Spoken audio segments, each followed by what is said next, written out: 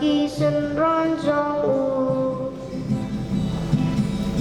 te ku para ya ka bangale si pi ko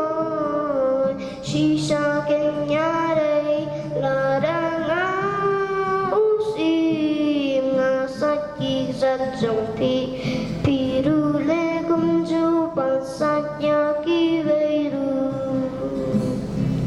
te u we mi na ki san ran u na ong ya u ji su ba le try me sa ki za ki jong am ji su u la ong a ki kam de ya phi ba pen te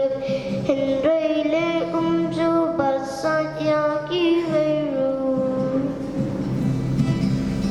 te ku para ya ka bangale si pi ko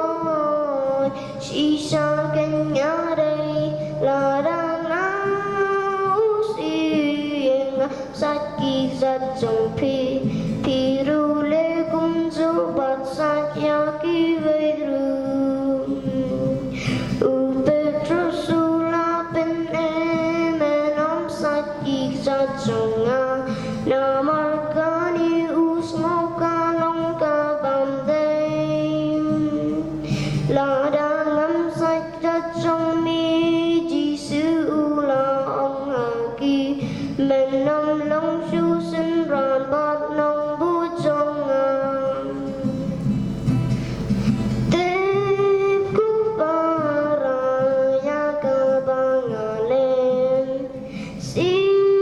pi kon shi sha kenya dei la da nga u si nga sa ki za trong pi pi ru le kum ju bat sa ya ki ve ru pi ru le kum ju bat sa ya ki ve ru Kapleshpur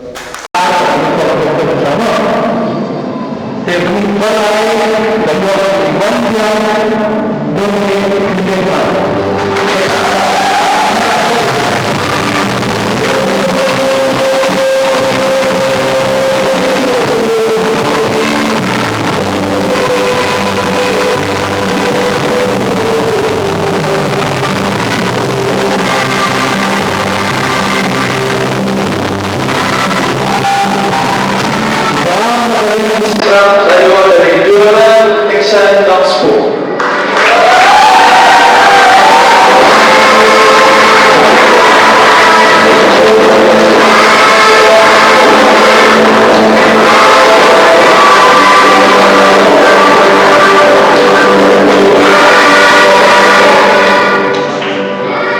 Berikut pertama,